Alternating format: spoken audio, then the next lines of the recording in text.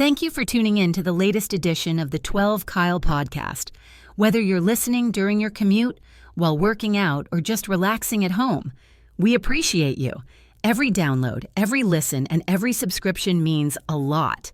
Up next, the 12 Kyle podcast. This is an ad by Regain Couples Therapy. Let's be honest. Loving your partner doesn't mean you always like them, and guess what? That's normal.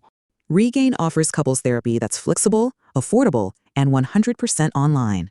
Whether you're reconnecting or working through conflict, Regain is here to support you both. See why people wish they'd try couples therapy sooner. Visit regain.com/couplespod to get 10% off your first month. That's regain.com/couplespod. Americans love using their credit cards, the most secure and hassle-free way to pay. But D.C. politicians want to change that with the Durbin-Marshall credit card bill. This bill lets corporate megastores pick how your credit card is processed, allowing them to use untested payment networks that jeopardize your data security and rewards. Corporate megastores will make more money, and you pay the price. Tell Congress to guard your card, because Americans lose when politicians choose. Learn more at guardyourcard.com. Ladies and gentlemen, thank you for listening. Thank you for downloading, and thank you for subscribing to the latest edition of the 12 Kyle podcast. I am your boy, 12 Kyle. Man, check this out. On this episode, we're going to do something a little different. This episode, I'm actually going to be interviewed or interviewing, depending on who asks the questions, with four very important people. These people are very close to me. I like to call them, the heart has four chambers. They are truly the four chambers of my heart. Today's episode will be with my children. It will be my oldest son, Dion, who's age 25 at the time of this recording, our middle son, Cameron, who's 22 at the time of this recording, and Brandon, who is 18 at the time of this recording, and our daughter, Skylar, who is 13 at the time of this recording. So the fellas have been on here before, but this is Skylar's first time on the podcast. Sky, welcome to the podcast. Thank you. What's up, fellas? Father. What up, Pops? What up, dog? All right. You don't have to put yourself on mute when you're not talking. You can leave it off mute. It's fine. So yeah, you guys, Cameron actually came up with this idea. At the time that we're actually recording this episode, it is actually Father's Day. We have just wrapped up a very spectacular Father's Day. All of the kids were here, with the exception of Dion, who's away. But we had a great Father's Day. I had a great Father's Day. They made breakfast, which was incredible. What was on the menu? Yeah, it was on the menu. What was on the menu? Oh, what was on the menu? Okay. Well, we had eggs, fried chicken, not waffles, but pancakes, chicken and pancakes. So that was great. And then and fruit. And then we went to church. We went to the 11:15 service at our church. Great service today. Shout out to Pastor Lee, who delivered a great sermon today. And then when we left there, we went immediately to the movie theater where we saw the movie Thunderbolts. It was my first time seeing it. I thought it was pretty good. I'm a big Marvel fan or whatever. And then we came home, got a little rest and relaxation, and then the children prepared dinner, and dinner was incredible. So it's been a great day, and we're winding down Father's Day 2025 by recording this episode. So when the idea was broached to me, Cameron, the 22-year-old, said, "Hey, Dad, we'd like to come on the podcast and ask some questions." So full disclosure, I don't know what they're going to ask. I mean, we have conversations all the time. So, but it's truly a blessing to have these four on here. So I'm interested to hear what they're going to ask me, and maybe I'll get a chance to ask them some questions as well. So Cameron, you're up first. What you got?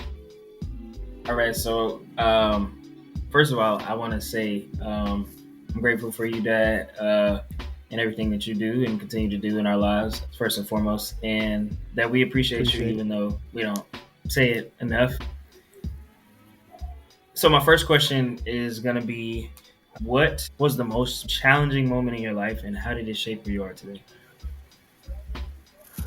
Wow. The most challenging moment in my life was the gun in the house situation. I've talked about it on the podcast. I'll keep this story brief, but I had a gun. Well, my aunt left her gun out. My cousin Eric, shout out to my cousin Eric. We were playing with the gun, and I did not know that the gun was loaded. He told me that it wasn't. he had taken the clip out, but there was still one in the chamber. I didn't know anything about one being in the chamber. And I actually fired a loaded gun into the house. Fortunately, I didn't hit anybody, but that moment kind of shook me up and I was in the 10th grade at the time, just about to complete the 10th grade. It was the last day of school. And that moment changed everything for me, because I realized, like, if I pointed it at Eric or if I pointed it at myself or just firing it in the house, I could have hit anybody. And so, it was an eye-opening experience for me, because like I didn't know. I don't think I took things as serious as I probably should have at that particular time. So yeah, that moment right there taught me to be a whole lot more serious about life and kind of get my stuff together, because at that particular time, I'm not saying I wasn't on a bad path or anything like that, but I wasn't. One of the things that I always tell all of you is to stay focused, and that's hard to do. It's hard enough to stay focused, but that was tough, because I think up until that point, I really wasn't focused on much but other than playing football. So that's a great question. Anybody else? I know it's like church, nobody want to speak up, but anybody else got another question? I mean, you all don't have to speak at once. I mean, are we not taking turns, or have we? I thought we were taking turns. Well, Brandon, I'll throw it to you, Brandon. You got a question for me? You and mom met in college, so I guess my question would be, did you, at first sight, was it love at first sight, or were you just like going with the flow with her in college? No, it wasn't even close to love at first sight. I thought she was cool, but no, I didn't have any idea that, she was going to be to be honest, I didn't even know she was going to be my girl, because at the time she had a boyfriend, I had a girlfriend, and, we met just really. My roommate, Kelly Craig, shout out to Kelly Craig, rest in peace. He was talking to her friend, and he just asked me to just come talk to your mom as to kind of just run some interference so she wouldn't be in the way. Yeah. But no, I didn't know. I had, if you would have told me that night that Kelly told me to come down and, run interference, I would have, if you'd have told me that, it would have led to us being in a relationship and marriage and kids and everything, I'd have told you was crazy.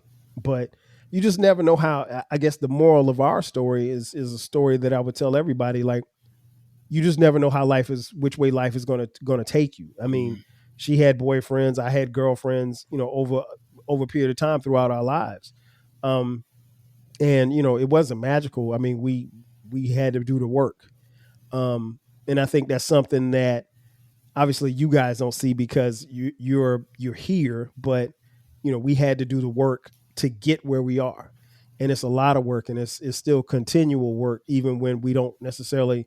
Some days we don't feel like working. Some days we get frustrated with each other. Obviously, some days we get frustrated with you guys, but it's still work, and we still continue to try to work together, not apart, to make it work. But no, I'll put it like this: she and I, particularly when we were dating, we used to take one of the things, which is kind of odd, and I know it's gonna make you guys laugh. We used to get in the car and ride around a lot, and she wouldn't fall asleep, right? Y'all know now she gets in the car, she'll fall asleep in a minute. But we would get in the car and we'd ride, and we would just talk about, like what we wanted out of life and where we wanted to go, so forth and so on. And we talked about, particularly as our relationship moved further down the line and we got more serious with each other, we talked about wanting to have a family, so forth and so on. I never thought I'd have 4 kids, but I always knew I was going to have a son, and my first child was going to be a son. That was a must. So, but yeah, we never talked about how this life would look. But the one thing I can say, and I know I speak for her when I say this, as a parent, your life looks a certain way. And like before we had kids, your life looked a certain way. So I remember life, obviously I remember life before I had kids, but once you guys came, I mean, like the whole world flipped August 1999. So, but that was our story. Appreciate it. Skylar, what about you? I guess, like, since I'm like your first and only daughter, like, was it different or like kind of like challenging raising me as opposed to Dion and Cameron and Brandon? That's a great question. No, it's the same challenge, but the thing is the perspective is how you look at it and how you approach it is different. Like, I realized very quickly that I could not, I had to be, because here's the thing, and you guys don't realize this, but we have to parent each of you differently because you're different personalities. I would never, like, try to parent Dion like I parent Brandon, because now I'm going to give you love, I'm going to give you discipline, and my job is to give you an example to follow. Those three things. But I can't, Dion, and I'm just going to use him as an example. He may not respond to me yelling at the top of my lungs at him, and Brandon might. So Dion may respond to me just saying, hey man, I know you didn't clean up your room today, but do it tomorrow, and pat him on the back. And that might be the motivator for him to clean up his room. Brandon, I might have to yell at, hey man, didn't I tell you to clean up your room? That type of thing. And so you have to realize which buttons to push with each child. And I learned very quickly. I remember one time you were maybe 4. I said something to you and I was trying to get you to do it. And I said it in the tone in which I normally would say it with your brothers. And I remember when I said it, you looked at me and you just started crying. And I was like, I can't talk to her in that tone. Now, what I was saying, I still needed to get done, but I realized I couldn't come at you like that because you're not, and I don't even think it's so much as you being a girl, but it's just your personality. And I had to realize that I had to change my tone. So tone is everything. What you say is everything. So I could say, hey, Skylar, put the book on the shelf. That's one thing. I could say, Skylar, put the book on the shelf. Or I could say, Skylar, put that damn book on the shelf. Those are 3 different ways. You're going to respond to the first. Cameron, I might have to say, put that damn book on the shelf before I whip your tail. But that's Cameron. So everybody's a little bit different. It's almost like a coach. You realize every coach realizes that they can't coach everybody the same. Now, everybody's going to be treated fair. The thing that I try to make sure that I'm doing with you is that we talked about this the other day with the situation and scenario that we talked about when we had the family discussion. I don't ever want it to be a double standard. So whatever I think I mandated for your brothers, I want to make sure I mandate with you too. So let's say if curfew was 12 o'clock for your brothers, then when you get to that age that they had a 12 o'clock curfew, then it's going to be the same for you. It's not going to be 9 o'clock just because you're a girl. I don't believe in that. So to answer your question, I'm trying to make sure that I'm handling everybody with fairness and kindness, but everybody, you have to, as a parent, and you guys will find out many years from now, parenting is such a rewarding job. While you guys are our children, you're a gift from God. You're not technically ours.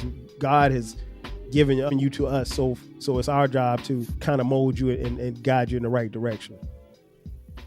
Dion, you're up next.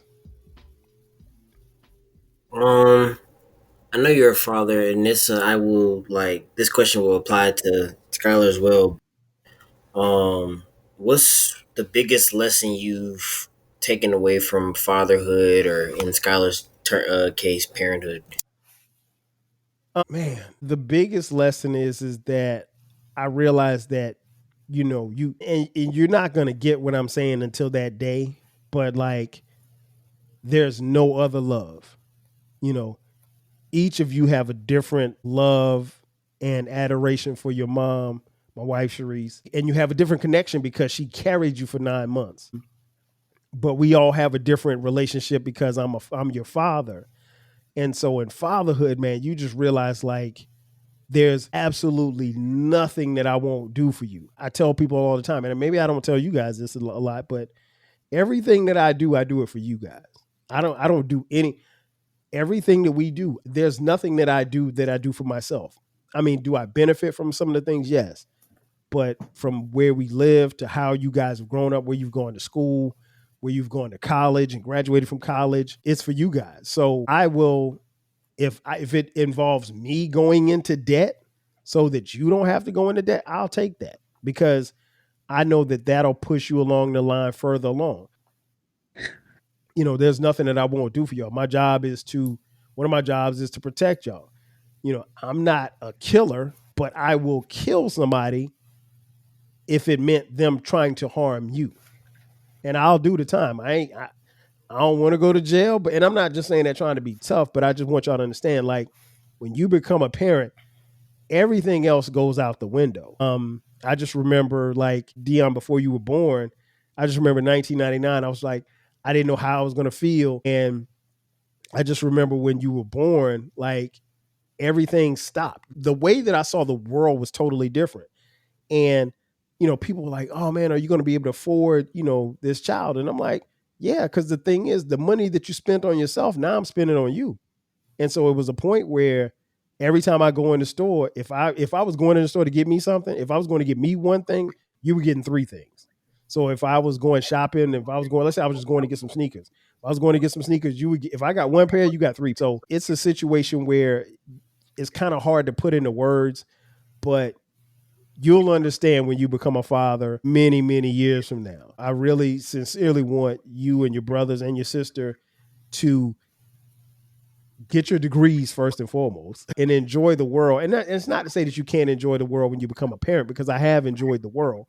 But, I want you to have that time with your spouse and build together. And because your mom and I, while we didn't do it the quote unquote conventional way, we had those years together where it was just us.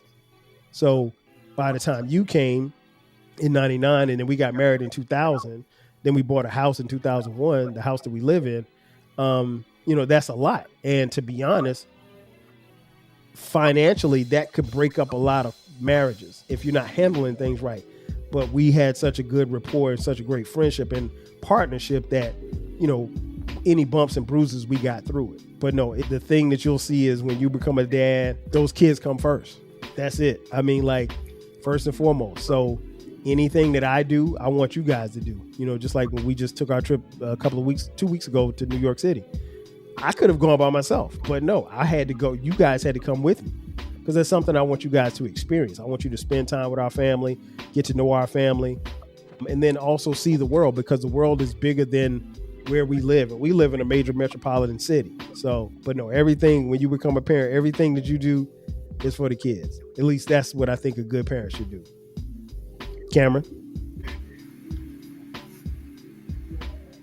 My second question was going to be, is there anything you wish you'd done differently as a parent, and why? I think there's always mistakes that you make. The thing that I've tried to do is not make big mistakes. I've made a bunch of little mistakes along the way. And fortunately, the little mistakes didn't turn into big things. I can't really think of anything that I would do differently. I think I probably would have been more, particularly when you guys were younger, I probably wouldn't have pushed. Because I know, I'll put it like this, and you guys talk about this all the time. I probably pushed you and Dion harder than I pushed Brandon and Skylar. But the reason being is that Brandon and Skylar had the benefit of watching you guys. And when it comes to academics, I know for a fact, I didn't really have to push Dion as hard, because Dion, all of you are very smart, first and foremost. But I didn't have to push Dion as hard. But I think I had to probably push you harder, because you have a lot of traits that are very similar to me. And we always knew, like, from the time you were an infant, you were going to do things on your time. So I tried to get ahead of that. So I probably regret pushing you as hard as I did academically, and I stayed on you because I know that you could do it. And I tell you guys all the time, if we thought that you were good at, if you got C's and you were C students, if we thought that you were C students, we'd be satisfied with that. But you guys were never C students. And the only time that I can think of where I relented was when Dion had was that chemistry with Westbrook? Yeah, I mean, was it chemistry or biology? Chemistry. Biology was easy, but chemistry. Yeah, chemistry. For those of you listening, Dion had a chemistry class, and his teacher, Mr. Westbrook, who was certified crazy. I mean, the man is like, Dion was telling us, like, he's like, Dad, you don't understand, this guy's crazy. And it wasn't until we went to the parent teacher conference, I was like, oh, this guy's really like cuckoo. Like I seriously questioned who in the district let this guy teach. But he was teaching these high school students things that chemistry students in college, like juniors in college, would be learning. And Dion was struggling, just like everybody was. I think at one point in time, Dion, correct me if I'm wrong, everybody in the class was failing the class, right? Man, it was like the highest grade was like an 85. I was like, oh. Yeah, so, and when you told me that, I didn't want to tell you because I didn't ever want you to settle, but I just kind of said to myself, if he gets a C, I'm okay with it. Because there was, and as somebody who hated chemistry, there's nothing I could do. I mean, I couldn't help you. And so we reached out to your mom's line sister, and she was like, I hadn't seen this stuff since college. And so she told us that it was extremely hard. But yeah, to answer your question, Cameron, I probably would not have pushed as hard academically on you because I think you probably caught the brunt of it. But I think that it wasn't anything personal. It's because I think you were the one that needed to nudge a little bit more than your brothers and your sister. What you got, Brandon? My second question, not to exclude Skylar or anything. My second question is regarding the three of us, me, Dion, and Cameron. Watching us grow up rather, did you ever expect, us to just follow in your footsteps, like not every single step per se, but like most of the steps that you took growing up? No, not at all. Because I realized quickly that you guys were, we're all different people. We have a lot of similarities. And to be honest, there's a lot of similarities in how I parent to what your grandmother and grandfather gave me or giving me, because they're still here and giving it to me. But no, I didn't expect anything. I think initially when Cameron was born, it was 3 years younger than Dion. So your Uncle Damon, my brother, he's 3 years younger than me. So I thought in some ways, probably the first year that Cameron was here, I thought maybe, and it's going to be another Kyle and Damon all over again. And then as Cameron got older, from like 1 to 2, you realize like he was just totally different. And Cameron literally and figuratively went everywhere Dion went. And it wasn't, and I'll be honest, and I tell people this all the time, and people who know our family think it's funny. We literally thought that Cameron was going to be the quiet child because he didn't really say much. And when he talked, he was all up on his big brother. And he was just so happy-go-lucky. It's funny because we send you guys pictures and stuff. We post pictures a lot in our family group chat. And you see him just smiling ear to ear. He's always happy. He was always under his big brother. Now, and that's not to say that's not who he is, because that's truly who he is. But what happens is, and you guys don't see it because you don't know, but when each of you, the 4 of you, when you got to middle school, everything changed. Brandon, things really kind of flip-flop for you because your middle school year, your 8th grade year was interrupted by COVID. So, but each of you, everything, your personalities kind of blossomed. Cameron really went from 0 to 60, when he got to middle school. He became the life of the party, happy-go-lucky, being goofy, doing all the silly stuff that he does around the house. That's who he became, I think, when he got to middle school. But to answer your question, no, I didn't think that you guys were going to be like me in that sense because we grew up in 2 different lives. I mean, really, night and day. And a different era, too, because growing up in the 80s, the 70s and 80s in Florence, South Carolina, it's a different life. They're very different than growing up here in Atlanta. And, one of the things that we talked about, and I've expressed my concern, you guys don't see it, but as a parent, I'm always concerned about your safety. I know I can protect you in this house. I can't protect you once you go outside these doors, but I have to give you the tools so that you can understand and how to navigate and protect yourself. Particularly with Dion and Cameron, when they're out at night, I'm always concerned. Hey, let me know when you're on your way home. Okay. Let me know when you get to your destination, whatever. I mean, because that's just a parent. We didn't have that type of stuff. And then, quite frankly, when I was growing up in Florence, if I went around the corner to Jason's house, that was it. Like, I wasn't going too far, but like Cameron could go to Spencer's house, and Spencer lives all the way on the other side of the city. And a lot can happen between, not that, I think something's bad going to happen, but, the later it gets at night, I want to know and make sure he's okay. And once he gets here and the garage door opens, then I'm cool. So, but no, I didn't think that you guys are going to be like me. There are some traits I think that are in me that you guys have. There are a lot of traits that your mom has that are in you guys, and naturally that's the natural progression. But no, I didn't want y'all to be little Kyles. That wouldn't have been fair to you. I want you to be Brandon. I want Cameron to be Cameron. I want Dion to be Dion. Gotcha. Skylar? So to pivot away from the parenthood talk, I wanted to know, out of all the sports that you played, growing up, how did you land on football in college? Great question. Football in college came because I fell in love with football when I was 8 years old. I fell in love with football long before I loved hip hop, long before I loved girls, long before I loved anything. It was football. Are you feeling nostalgic for the golden eras of rap and soul music? If so, tune in to the Rap Soul Podcast. We are your weekly journey through the 80s, 90s, and 2000s, spotlighting the music and the hidden gems that shape the soundtrack of our lives. From the powerful beats to the soulful melodies, we bring you the best of the past with fresh insights and stories. Rediscover the music that defined a generation. Subscribe to the Rap Soul Podcast and enjoy the vibes.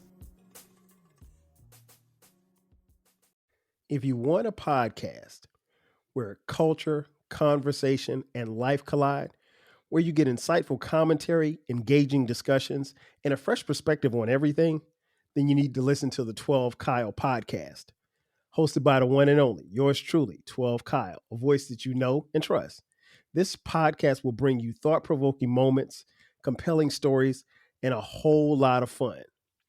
Whether you're a first-time listener or just tuning in, each episode promises to be something new and exciting. So sit back, relax, join 12 Kyle, myself, and my guests as we break down the world around us and give you stories that you've never heard before, from nostalgic throwbacks to everything in between. The 12 Kyle podcast is a front row seat to this conversation. Subscribe now and never miss an episode of the 12 Kyle podcast, where the vibe is always real and the discussion is always worth your time. Close your eyes and imagine what you'll look like 6 months from now. How's your hair look? The same?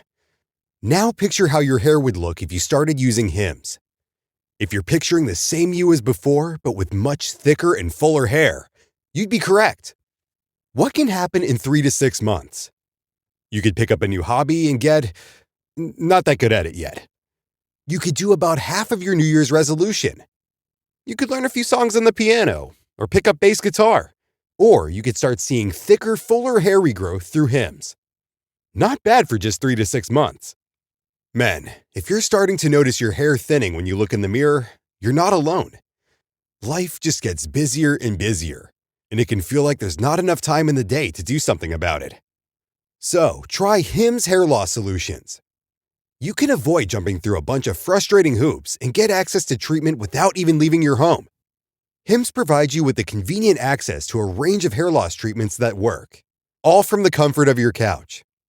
Hims makes treating hair loss simple with doctor-trusted options and clinically proven ingredients, like finasteride and minoxidil that can regrow hair in as little as 3 to 6 months.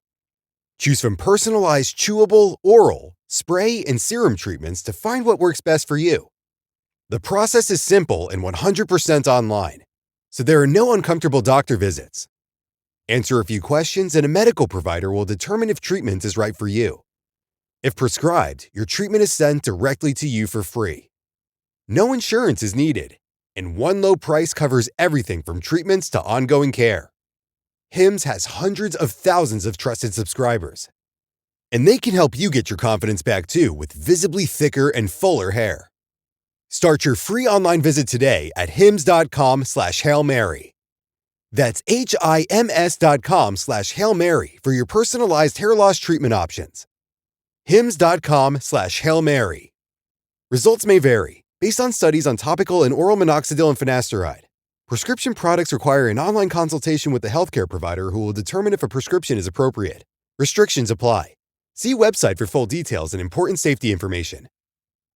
And football is truly my first love. And I still love football to this day, even though I'm not going to play football ever again in my life. But I started playing organized football at the age of 8. I asked Grandma if she would sign me up, and she said she would. And so she and Grandpa took me down to the city and signed me up for football. But the thing was interesting is that like you had to weigh a certain amount of weight. You had to weigh at least 60 pounds. And I think I weighed like 55 pounds. And so they had to sign a waiver saying that they wouldn't sue the city if I got hurt. And I played football that first year. And I mean, because I used to play in the neighborhood all the time.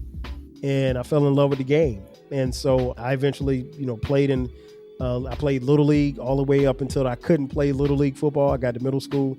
And then I got to high school. I played junior varsity for 2 years. No, 1 year. 1 year JV. And then varsity 11th and 12th grade. And then subsequently on to South Carolina State University, where I played for 4 years there. So it was a great journey. It was a great journey. I had a great career. I wasn't trying to make your brothers football players. I did introduce them to the game, but no, I knew that, that was my sport, and whatever they gravitated towards. I think they all could have played more sports if they wanted to, but I was never going to push them, because the last thing you want to do is push a kid to play something or do something that you want them to do and they ain't into it. That's the worst thing you can do.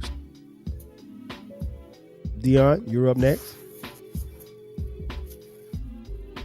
So you witnessed probably about 50 years of sports history, and you're a big sports guy. So I wanted to add, and you've been to a Super Bowl, you've been to NBA games, you've been to NFL games, been to baseball games, but as far as you can remember, and I need an unbiased answer, what is the greatest sports moment that you have witnessed yourself?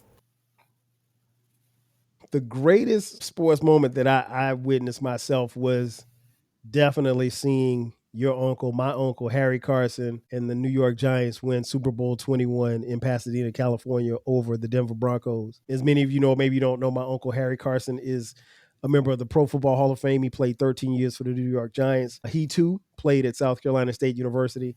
Yeah, that was the greatest moment. Now, does that stack up with seeing Jordan hit the shot? No, it doesn't. Does it stack up with, seeing, I don't know, Syracuse win the national championship with Carmelo? It hits different when you're a fan of a team or what have you. But because obviously that's my family, that's my mom's brother, and we were there physically in Pasadena. That was the first time I'd ever been to LA.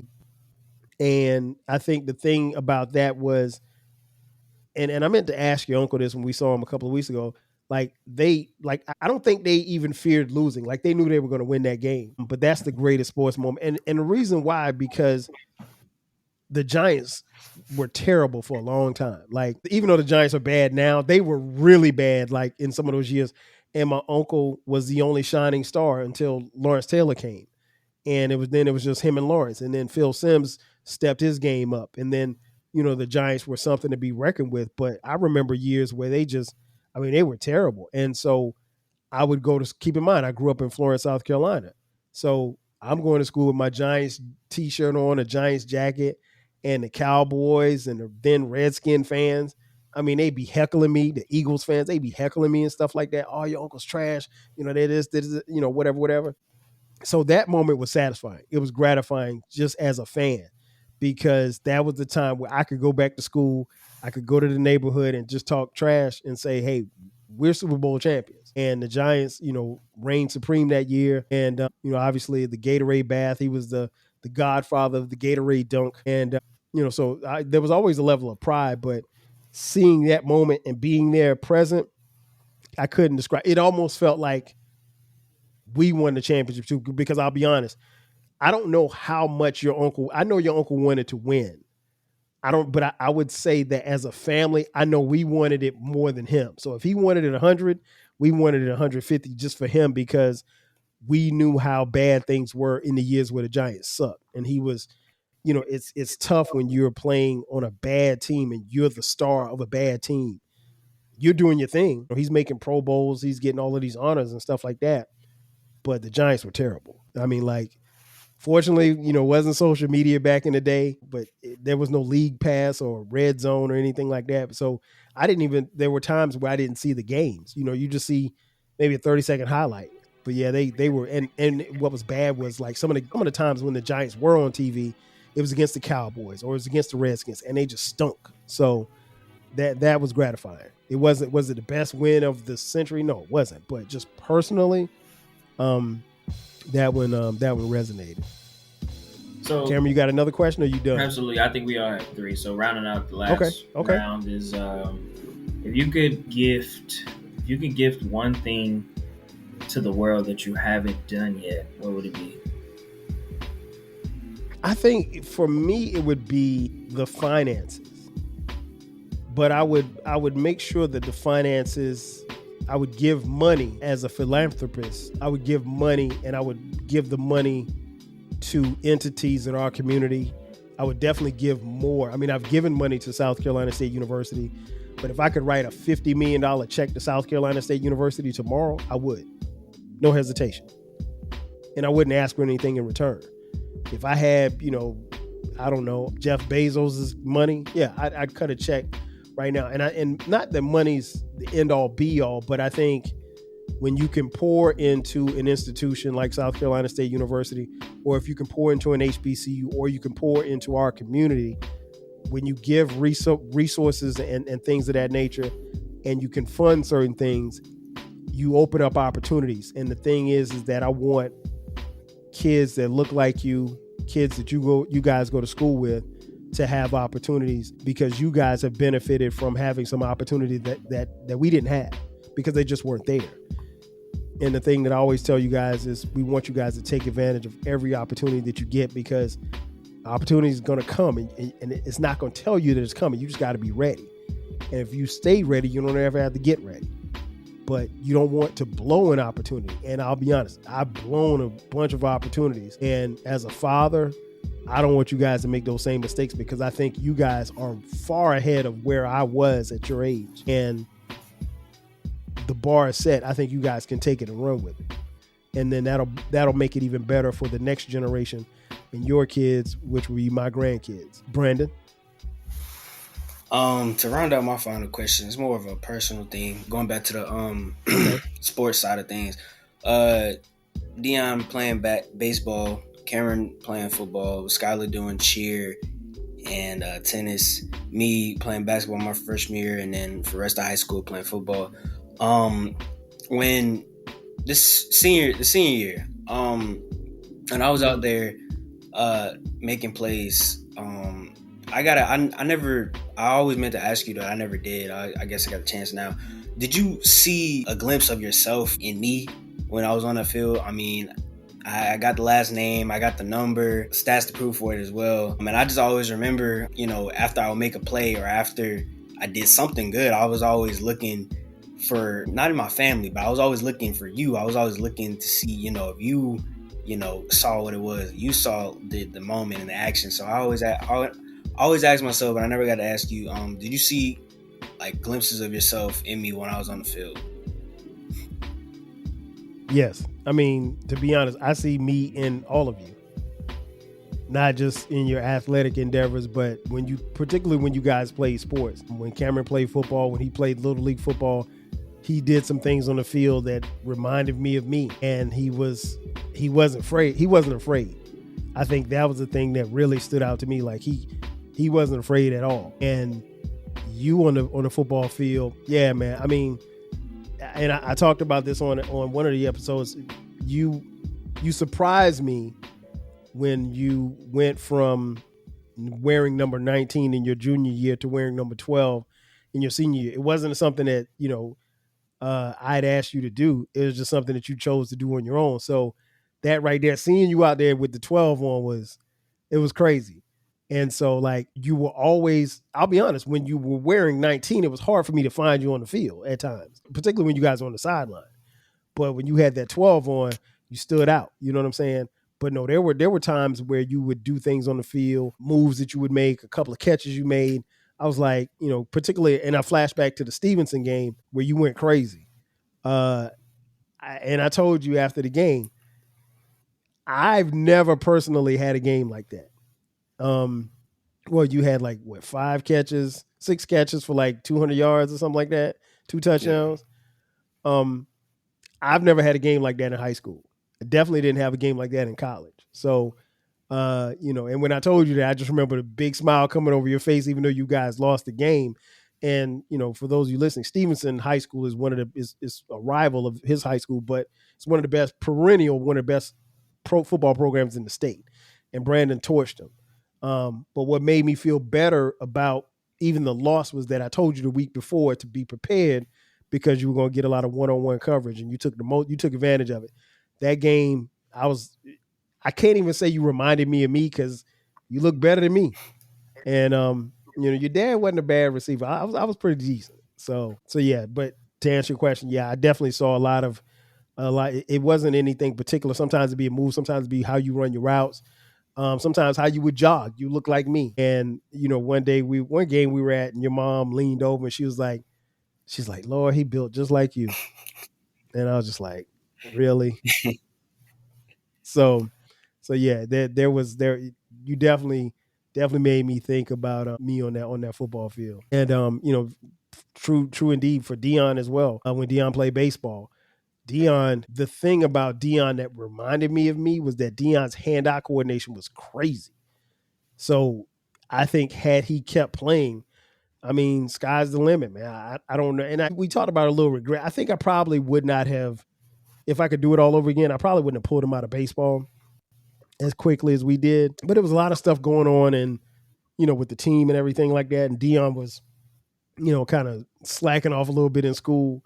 But I think had he continued to play, he would have made the major leagues. I don't know, but he would have he definitely would have played long into, I think, college, because his hand-eye coordination that's something you can't teach. You either got it or you don't when it comes to baseball, because that ball is going to move. So you got a split decision as to make whether or not it's going to be a fastball, curveball, or whatever you can do to hit that ball.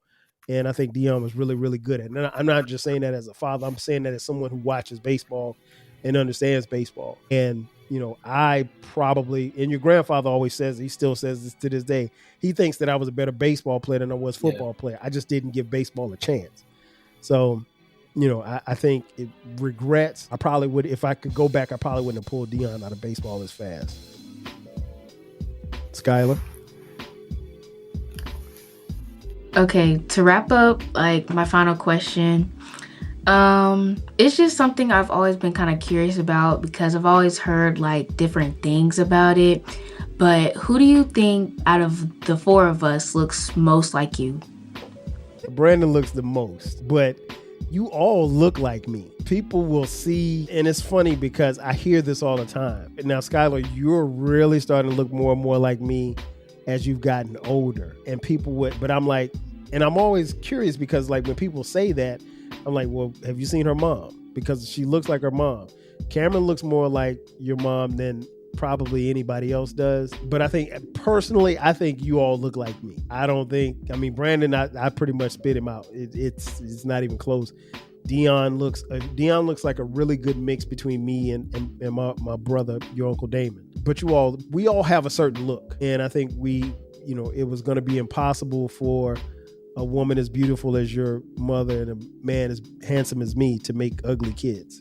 So all four of you are handsome and beautiful. And more than that, you guys are intelligent. And I tell people all the time, your intelligence doesn't necessarily come from your dad. Now, I'm a very intelligent person, but I think your intelligence comes from your mom.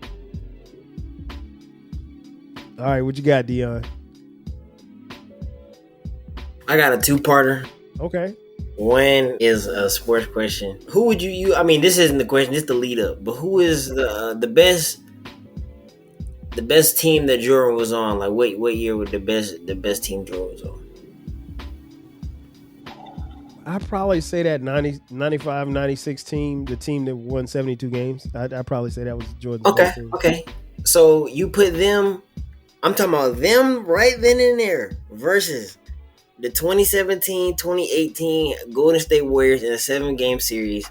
Who's coming out on top and in how many games? Okay, I got to ask you a question. What rules are we playing by? We playing by the 90s rules or the 2017 rules? Because that makes the difference. We can play by the 2005 rules. I mean, no, I mean give me an era because the game is played differently. thousands. Neither of them eras. Okay, so if you're playing by the 2000s rules, I think that 2017 Golden State team probably beats the Bulls in the 7-game series. But if you play by those rules and you're not hand checking, I mean Mike might average 50. They probably lose, but he'd probably average 50 because he averaged 35, 36, 37 in the playoffs and in the finals. And that was with hand checking and fouling and slamming and all kind of stuff they did in the 90s. So if you put them in the 2000s where the movement is free, but that Warrior team with Steph, Clay, KD, they were a cheat code. They were a cheat code. So that's probably by era, I think that's one of the best teams I've ever seen in my life. Okay, thank you. And then the last question I have, out of each of us, what is one trait that you think will take us where we need to go? I think in life. And I'll do it individually. I think for you, it's your compassion. The profession that you've chosen, compassion is everything. And I think you've always been one where people gravitate towards. You've always been like the kid that everybody likes. I think if I did a poll of people that you went to school with, both college and high school, I don't think that there were going to be a lot of people to say bad things about Dion. I just don't. And I'm not just saying that because I'm your dad. I just think like that's a trait that you have, your compassion, and the field that you've chosen to study in, and you just recently graduated with your master's. I think it's gonna bode well for you because people like talking to you, and you always made yourself easy to talk to and vulnerable, and people will let their guards down. And we're kind of similar in some ways. I think like you're one of the people I think a stranger could walk up to and just start talking to them. They'll just come start talking to you. And they don't know you, and they'll start telling you their life story. And, I think that'll take you a long way. I think for Cameron, his ability to do everything well, I think that is one of the traits that just his versatility, if you will. His versatility, there's so many things that he can do well. It's just really about him honing in on his focus to do it. I think that right there that trait is going to take him a long way in life. Brandon's determination, and you all have determination, but Brandon's determination, I mean, it ain't easy being the younger brother, but he's also the big brother. So he knows that, while he's the younger brother for you two, he's the big brother for Skylar. So he has a path that he's trying to take, but his determination, he's always been determined, always, no matter what. And he was always going to get the party started. We all know he likes to have fun. Now, when he gets to college in the fall as a freshman, can't have too much fun, but you need to have a good time. You should have a good time. I'm sure you, Dion, and Cameron have both told Brandon about how much fun he should have. College is going to be fun. I want you to have as much fun as possible. That being said, you also have a lot of work to do. So don't let the fun override the work. But his determination is what I think one of the traits that is one of the things that's going to lead him to where he needs to be. I think Skylar, her caring heart. Skylar is she's such a pleasure to be around. And people, I could tell, like her friends and even people that don't know her, she carries a level of respect when she comes in the room. And I'll never forget this. And I don't mind. You guys may have heard the story. Maybe you didn't hear the story. But at one point in time, Skylar was at this elementary school called Wadsworth. I remember we went into school for, I think we were doing a tour or something. And I heard several kids say, "Oh, that's Skylar. There goes Skylar. There goes Skylar." I mean, like they were saying her name like she was a star. And I'm like, how do these people know? I was like, how do these people know my daughter? Skylar, she hadn't even been there yet. And so like, she's not going to fold under the expectations. I think Skylar has really benefited from obviously having 3 older brothers. Academically, I think she's further along than you guys. I don't think that's a stretch by saying that, but I think with what's to come for her in high school, and she does a lot between tennis, academics, her social events, being friends with all her friends, the Jack and Jill stuff. I mean, like, she does, like last year, she did a lot. Cheerleading. It was a lot. And I mean, like, she handles it and she don't complain. She just but she wants to be the best in her class. She wants to get A's. She has that thirst for knowledge. So I think all of that stuff will really push her forward as far as her traits are concerned. So yeah, those are some great questions. Though I wish I had time to answer. Maybe I need to bring y'all back and I ask y'all some questions because I got some questions for y'all. You should. Yeah, we should definitely probably do that. But as we wrap this up, I gotta say, this has been a great Father's Day. Every day is really Father's Day. I am really, truly blessed to be your father. It is a job that I don't take lightly. It is the job that I cannot fail at. I can't fail. Even when I feel like I'm failing, I have to kind of draw something and push myself to be better. Again, because like I told you guys before, if it were up to me, if it was just me by myself, I might be living in a cardboard box somewhere because I don't need much. But like, I wanted to make sure that I have, because the thing is, me and Uncle Damon, the way that we grew up, your grandparents, even after they divorced, we had everything we needed and we had most of what we wanted. And I can definitely say that same for you guys. You guys have everything you want and everything you need. There's not much that you've asked for that you didn't get. I don't think Cameron, you looking funny. Everything you've asked for, you've gotten. So I'm not going to say y'all are spoiled, but y'all are blessed. But I will say, in closing, you guys are the best. I think I say it, but I probably don't say it enough. I'm extremely proud of all 4 of you.